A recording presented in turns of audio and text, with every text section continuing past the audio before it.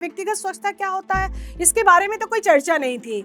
आप ये समझिए कि उस ज़माने में कपड़े में राख डाल के और लड़कियाँ और महिलाएँ गाँव में यूज़ करती थी। सिर्फ़ एक साड़ी पहनती थी, ना वो पेटीकोट पहनती थी, ना ब्लाउज़ पहनती थी। मछुआरों का मतलब है कि वो तारी पिएगा, जाल लगाएगा, मछली मारेगा, बेचकर फिर वो पी जाएगा, घर ज़्यादा से ज़्यादा 100 रुपए या 50 रुपए वापस लेके आएगा और उसपे फिर पत्नी को मारेगा। उन्होंने गाँव से निकाल दिया।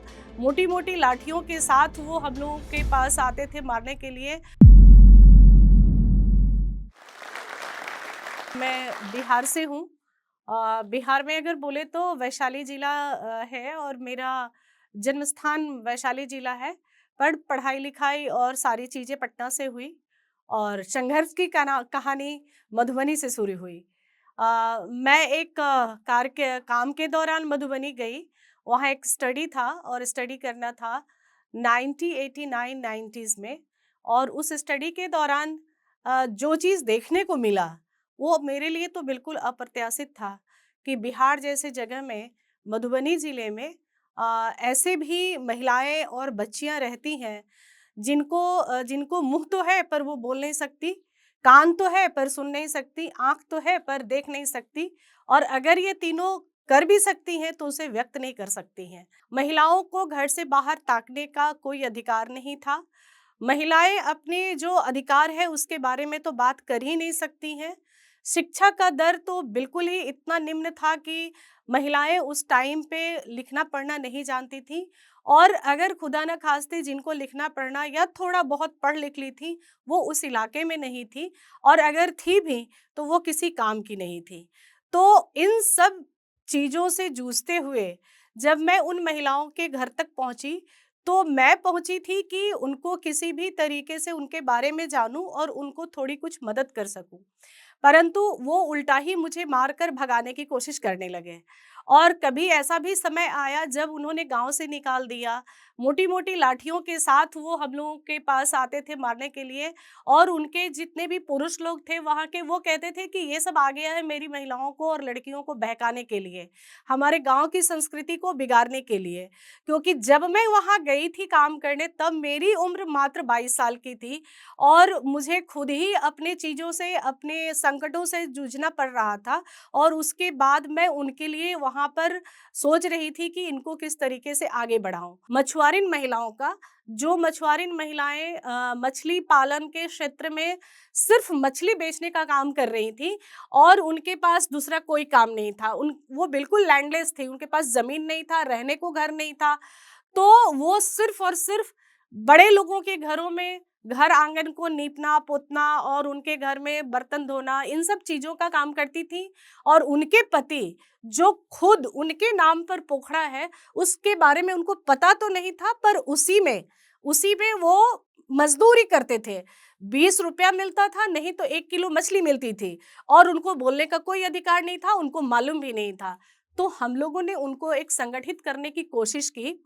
कई महिलाएँ ऐसी थीं जिनको कि आप ये समझिए कि वो उनकी शादी हुई होगी 5 साल, 6 साल, 7 साल में, उनके पति गुज़र गए और वो बेचारी सिर्फ़ और सिर्फ़ 2 जून की रोटी भी उनको नसीब नहीं है, लेकिन वो घर से बाहर नहीं निकल सकती है और किसी न किसी ऐसे मालिकाना घरों में, खेतों में काम कर रही हैं, जहाँ 2 रोटी प्याज और मिर्चा उनको मिल रहा है एक टाइम खाने के लिए। वो 500-600 महिलाओं को हम लोगों ने काफ़ी मतलब इंटेंस ट्रेनिंग किया, उनको बताया, समझाया और वो जब अपने अधिकार की माँग करना शुरू की कि मुझे ये पोखड़ा जो है, जिस पोखड़े के ऊपर मैं मज़दूरी करती हूँ, वो पोखड़ा पर अधिकार मेरा होना चाहिए और क्योंकि सरकार ने जो नियम बनाई थी, जो नीति बनाई हुई थी मछली पालन के लिए, मछुआरों के लिए, वो सिर्फ़ और सिर्फ़ उनके लिए था। लेकिन दुर्भाग्य ये था कि वो उनको पता नहीं था, उनके पास उसकी कोई सबूत नहीं थी, कुछ नहीं था और पुरुषों का वर्चस्व था।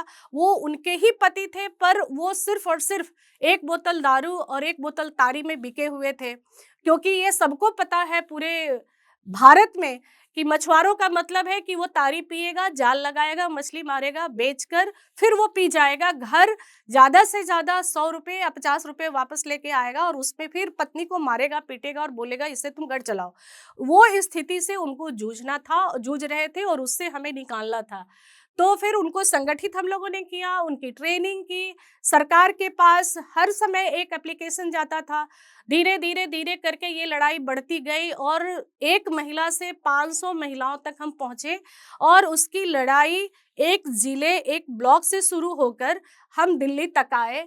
दिल्ली में मंत्रालय में 200 महिलाओं को लेकर आए। वहां पर हम लोगों ने पूरी स्थिति बताई और उस समय पहली बार बिहार में महिलाओं के लिए अलग से एक कोऑपरेटिव्स के लिए नियम निकला और उनका कोऑपरेटिव्स बना। लेकिन लड़ाई यही अंत नहीं हुआ। कोऑपरेटिव्स उनकी बनी। कोऑपरेटिव्स बनने के बाद जो ऑफिसर्स थे वो चाहते नहीं थे कि इन महिलाओं को ये इन चीज़ों पर अधिकार हो जाए, क्योंकि वो जो बिचौलिए काम कर रहे थे वो कहीं ना कहीं अलग हो जाते, उनका वर्चस्व खत्म हो जाता। तो ये ना विभाग चाहता था, न ये महिलाओं के जो पति हैं वो चाहते थे, और न वहाँ का जो स्थानीय लोग थे वो चाहते थे। फिर धीरे धीरे उसकी लड़ाई महिलाओं ने, क्योंकि महिलाएं समझ चुकी थी इन 5 सालों में, 6 सालों में, कि ये जो चीज ये लोग बता रहे हैं जिसके लिए हम संगठित हुए हैं, ये हमारे हक की बात है। और अगर ये पोखड़ा मेरे हाथ में आ जाए और हम इसके मालिक हो जाए तो शायद मेरी स्थिति बदल सकती है, मेरे बच्चों का भविष्य बदल सकता है, और मुझे भी कुछ रहने को घर मिल सकता है, पहनने को कपड़े मिल सकते हैं। तो उन्होंने लड़ाई शुरू किया था और वो उसको आगे बढ़ाया और लगभग 2001 तक उसकी लड़ाई चली। उसके बाद कोऑपरेटिव का निर्माण हुआ, उसको सरकार ने अप्रूव किया कि महिलाओं को मिलना चाहिए, और 2003 में पॉलिसी बनी। उस पॉलिसी के पार्ट हम भी हुए, उसमें बुलाए गए, क्योंकि इंटेंस हम 15 साल तक उन महिलाओं के लिए काम करते रहे जिन महिलाओं की स्थिति इतनी बुरी थी। और धीरे धीरे कारवां बढ़ता गया, एक महिला से 500, 700, 800 और हजारों की हजारों महिलाएं बिहार की जुड़ती गई, जो मछली पालन के क्षेत्र में काम करना चाहती थी, जिनका पूर्वज, जिनका वंशानुगत पेशा था, वो सभी उसमें जुड़ती गई, वो सीखती गई और जूझते हुए 2004 में पॉलिसी बनकर आई। उनके हित में फैसला हुआ और तकरीबन 250-300 पोखड़ा उन महिलाओं के नाम हुआ। वो इलेक्शन लड़ी, इलेक्शन में जीत के आई, जो कोऑपरेटिव्स का इलेक्शन होता है उसमें जीत कर आई, और उनकी मेंबरशिप बढ़ी। और उसके बाद वो महिलाएं जो 90 के दशक में और उसके पहले तक सिर्फ एक साड़ी पहनती थी, न वो पेटीकोट पहनती थी, न ब्लाउज पहनती थी। ये देख के हम लोग को तब बड़ा आश्चर्य होता था कि हम जिस राज्य में रहते हैं वहां महिलाओं को कपड़े पहनने का अधिकार नहीं है। और ये कोई लिखी हुई नीति नहीं थी, ये अलिखित जो शोषण का तरीका है कि गरीब महिलाओं को, किसी जाति विशेष की महिलाओं को किस तरीके से दबाया जाए ताकि वो मुंह न खोले और हमें जो करने का इच्छा हो हम उसके साथ कर सकते हैं। उस स्थिति को से बदलने में इतने वर्ष लगे और निरंतर हम लोगों ने पीछे मुड़कर नहीं देखा। मैं 23 साल की उम्र से शुरू की और आज आपके सामने हूँ। मैं निरंतर उनकी लड़ाई लड़ती रही, लेकिन 15 सालों के बाद जो जीत हुई वो अप्रत्याशित थी। और आज वो बिल्कुल इंडिपेंडेंट, पूरा कोऑपरेटिव्स महिलाओं का काम कर रहा है। सभी महिलाओं के तन पे एक नहीं, साल में बहुत सारे कपड़े आए, जेवर बनाए, बच्चियों को स्कूल में एडमिशन कराया, बच्चों को स्कूल में एडमिशन कराया, स्वास्थ्य के ऊपर वो खर्च करना शुरू किए। और आज की तारीख में ऐसा है कि उस जमाने में जब शुरू किया था तो 20 रुपया 25 रुपया मछली का कीमत था 1 किलो का। पर आज सबसे महंगा अगर कोई पैदावार है हमारे यहाँ तो वो है मछली। 1 किलो मछली आज की तारीख में 350-400 रुपये किलो बिकती है। तो आप सोच सकते हैं कि हमारी महिलाओं का आमदनी आज की तारीख में पर डे कितना होगा और वो कितने अच्छे से अपने आप को संगठित करके आगे बढ़ी हैं। ये मॉडल हमारे बिहार में बहुत ही अच्छे से आगे बढ़ा और इसको वर्ल्ड बैंक जीविका ने भी इसको स्वीकारा और उसके लिए सखी को 3rd प्राइज मिला और पूरे बिहार में ये मॉडल जो है पूरा रिप्लिकेट हुआ। इस बीच में क्या हुआ कि जब हम महिलाओं के लिए संघर्ष कर रहे थे तो उस टाइम पे तो विजय श्रीनिवासन थी और अदिति नाम की संस्था थी जिन्होंने मुझे यहाँ तक पहुँचाया था। पर एक समय ऐसा आया 1999 में कि उन्होंने बोला कि नहीं, अब आपको खुद से इंडिपेंडेंट होकर काम करना होगा। तो हमने वहाँ से शुरू किया और काफ़ी मशक्क़त के बाद 1999 में काम तो मैं कर रही थी 90 से, लेकिन 1999 में सखी नाम की संस्था का हमने रजिस्ट्रेशन कराया। और जब सखी बना तो ये इस बात की संघर्ष थी कि संस्था तो हमने बना लिए हैं और लोग तो काफ़ी हैं, पर इस संस्था को किस तरीके से हम आगे बढ़ाएँगे? तो उसके लिए शुरुआत हुई संघर्ष, और संघर्ष करने में ऐसा हुआ कि महिलाएं हमारे साथ थीं, लड़कियां थीं, पर अब बात करने को कोई तैयार नहीं हो रहा था कि हम सखी के लिए जो काम करना चाह रहे हैं वो कैसे आगे बढ़ाएंगे। हम लोगों ने लड़कियों से बात करना शुरू किया। लड़कियों से बात करते करते थे तो लड़कियां छुप के बिल्कुल घर में चली जाती थीं। आप ये समझिए उस टाइम में लड़कियां मंदिर में पूजा करते मिलती थीं, लेकिन आपको आपकी बात करने के लिए या स्कूलों में पढ़ने के लिए लड़कियों की संख्या न के बराबर थी। और हमारा काम होता था रात में जाके गाँव में महिलाओं को उनके चूल्हा के पास बात करना, चूल्हा पर जाके उनसे उनको बोलना कि आप जिस चीज़ से रोटी बना रहे हो बेलन से, उससे आप अपना नाम लिखना, उनको हाथ पकड़ के सिखाते थे। तो बोलती थी कि इससे क्या होगा दीदी? हम बोले इससे यही होगा, आप जो अंगूठा लगाते हो ना 100 रुपये पे और 500 रुपया देना पड़ता है, तो आप जब लिखना शुरू करोगे तो ईजिली आपसे 500 रुपया कोई नहीं ले पाएगा, क्योंकि आप समझ जाओगे कि मैं अंगूठा नहीं लगाती हूँ, तो अपना अक्षर आप पहचान पाओगे। तो इस तरीके से हम लोग आगे बढ़े और सखी की जर्नी वहाँ से फिर शुरू हुई। और फिर हम उन लड़कियों के लिए काम करना शुरू किए। उनका जैसे मान के चलिए कि एक तो पढ़ती नहीं थी, मैं सोशल हाइजीन, पर्सनल स्वच्छता क्या होता है, व्यक्तिगत स्वच्छता क्या होता है, इसके बारे में तो कोई चर्चा नहीं थी। आप ये समझिए कि उस ज़माने में लड़कियां या महिलाएं, आज की तारीख में इतने सारे पैड्स हो गए हैं, इतने प्रचार प्रसार हो गए हैं, अभी भी बहुत दिक्कत है गांव में, पर उस टाइम पे आप ये समझिए कि कपड़े में राख डाल के और लड़कियां और महिलाएं गांव में यूज करती थी। और इस पर कोई बात नहीं करता था। जब हम लोग बात करना शुरू किए तब वो लोग बताना शुरू की कि हम लोग किस तरीके से अगर माहवारी होता है तो हम अपने आप को कैसे मैनेज करते हैं। और वहां से उन चीजों को सुनते समझते हुए हम उनको बताते बताते बताते कपड़ा कैसे उनको यूज करना है, कैसे कपड़े का यूज करना है, क्योंकि उस टाइम पे इतने पैसे नहीं थे और पैड का उतना प्रचलन नहीं था कि किस तरीके से उसका यूज करेंगे। तो हम लोग उसको कपड़े के बारे में बता के, स्वच्छता के बारे में बता के उनको बताना, उनको स्कूल तक कैसे ले जाना, स्कूल में कैसे एडमिशन कराना है। परंतु यहाँ पहुँचने के पीछे भी एक और कहानी है। वो कहानी आपके सामने मैं रखना चाहती हूँ कि मैं इन लोगों के बारे में सोच कैसे पाई।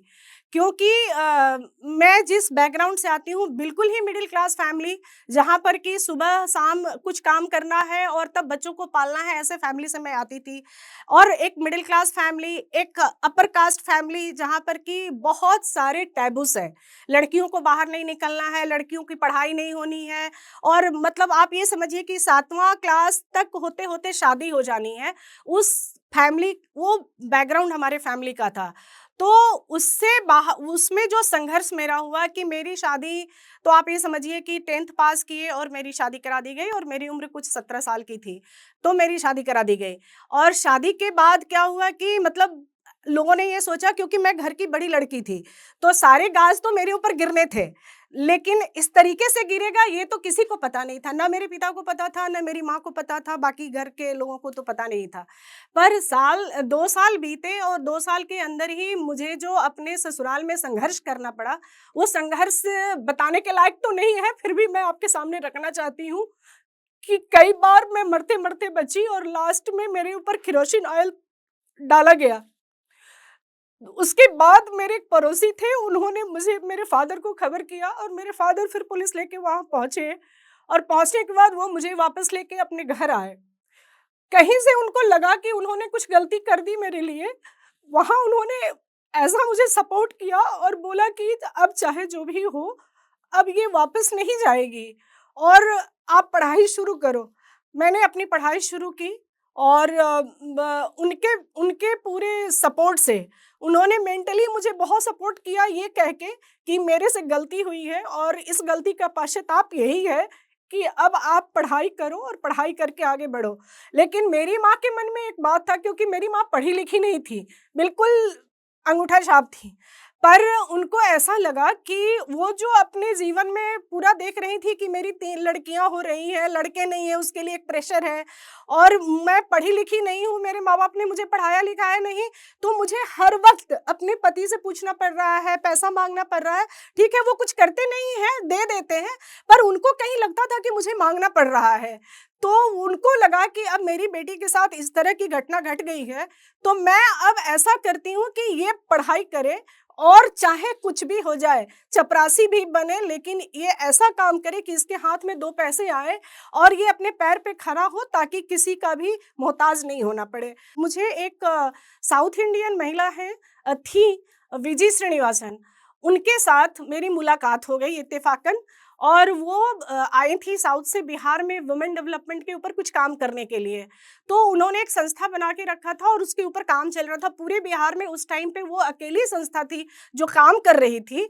उन्होंने मुझे उसमें जोड़ा और जोड़कर वो मेरी पूरे सिचुएशन को देखा और बोला कि नहीं, आपको अब किसी भी हाल में आगे बढ़ना है। मुझे पता नहीं कहाँ से विजी के साथ मिलते उनके साथ एक महीना रहते-रहते एक अंदर से ना एक अजीब-सी शक्ति, एक एम्पावर जैसा शक्ति आ गया और मैंने ठाना कि नहीं, अब मुझे पीछे नहीं मुड़ के देखना है, मुझे कुछ भी करना है, लेकिन मुझे अपने पैर पे खड़ा होकर और हम जैसी चाहे जितनी लड़कियां सफर कर रही होंगी बिहार में, मैं उनके साथ खड़ी होंगी और उनके लिए काम करूंगी। हजारों लाखों लड़कियां जो जूझ रही थी, उनके लिए मुझे जीना है और मुझे उनको उनसे निकालना है।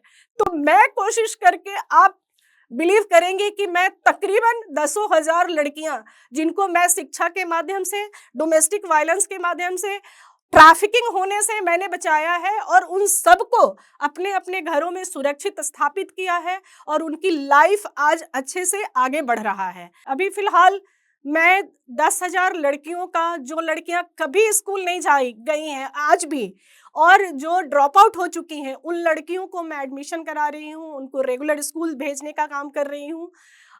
1,000 से ऊपर महिलाएं और यूथ को, चूँकि मैं मिथिलांचल में काम करती हूँ, मिथिलांचल हमारा एरिया है, मैं वहीं रहती हूँ, तो उनके लिए मैं मखाना का प्रोसेसिंग यूनिट बनाया है भारत सरकार की मदद से और उन सबको उससे जोड़ा है।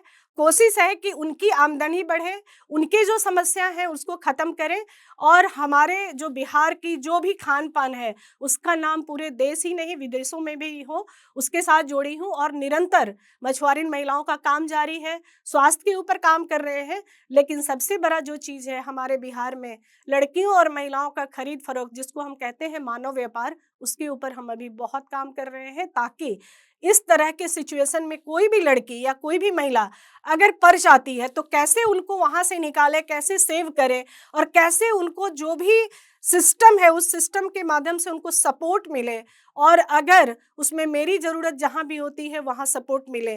तो इन पूरे काम में परिवार ने जो सपोर्ट किया वो तो किया, लेकिन जो हमारे सर्किल में, इर्द-गिर्द में जो हमारे लोग हैं, हमारे जो फ्रेंड सर्किल हैं, हमारे रिलेटिव्स हैं, मैं आपको बताती हूँ कि ये बहुत मुझे सुकून देता है, बहुत खुशी मिलती है कि वो पूरे तरह से हमें सपोर्ट करते हैं और इन कामों को देखते हुए सरकार के जितने भी सिस्टम में लोग हैं, जिला से लेकर स्टेट तक, उस काम की वजह से, उस डिवोशन की वजह से उनका काफ़ी सपोर्ट मिलता है और कोई भी अगर केस होता है, कोई भी काम होता है, तो उनको पता चलता है अच्छा सखी इसको कर रही है और सखी की तरफ से आया है, तो वो सभी मिलकर कोशिश करते हैं कि उस केस को तुरंत से तुरंत निदान किया जाए और उसका हल निकाला जाए।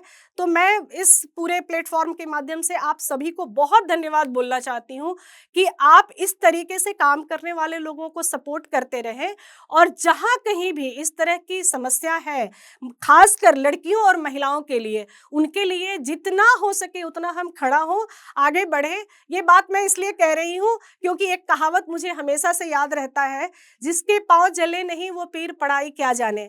ये अलग बात है कि कुछ लोग फिर भी संवेदनशील होते हैं, समझते हैं, लेकिन जो जलकर निकला है उसको पता है कि जब चमड़ी जलती है तो उसकी दर्द कितनी होती है। और इसी के साथ मैं आप सबको बहुत धन्यवाद, बहुत आभार जो स्टॉक में करना चाहती हूँ। आप इन सब चीज़ों को लोगों तक पहुँचाएँ और निरंतर इसको बनाए रखें। बहुत धन्यवाद, बहुत आभार। हेलो एस्पिरेंट्स, हम में से बहुतों का सपना है आईएएस ऑफिसर बनना, लेकिन ये जर्नी बहुत मुश्किल है और हो सकता है कि हमारे मन में ये दो क्वेश्चंस हैं। तो पहला सवाल ये कि हम कोचिंग कहाँ से लें, और दूसरा सवाल ये कि अगर हम किसी कोचिंग में एडमिशन लें तो हमारी फीस पर हमारी कुछ बचत हो पाए। और इसलिए बहुत सारे एस्पिरेंट्स ने जोश से रिक्वेस्ट किया कि क्या जोश टॉक्स एस्पिरेंट्स को हेल्प कर सकते हैं उनकी इस जर्नी में। तो अगर आप यूपीएससी के लिए कोचिंग लेने में इंटरेस्टेड हैं तो नीचे एक फॉर्म दिया गया है जहां आप अपने नाम और नंबर शेयर कर सकते हैं, और जोश टॉक्स आपका कॉन्टैक्ट नंबर कुछ इंस्टीट्यूट्स के साथ शेयर करेगा। उनमें से एक इंस्टीट्यूट है KSGIS। जोश टॉक्स और भी कोशिश करेगा कि दूसरी कोचिंग्स भी हमें कांटेक्ट करें और वो अपनी ऑफरिंग्स और कोर्सेज की सारी इंफॉर्मेशन हमें दें। अगर हम में से किसी एस्पिरेंट को इंटरेस्ट है कोचिंग लेने के लिए तो हम अपने नाम और नंबर दे सकते हैं और हमें इसके द्वारा कोचिंग कांटेक्ट करेगी। तो अब जोश के स्टूडेंट्स घर बैठे फोन पर गाइडेंस और इंफॉर्मेशन ले सकते हैं और एडमिशन भी। Best of luck to all aspirants. जोश हमेशा हमारे साथ खड़ा है। जय हिंद।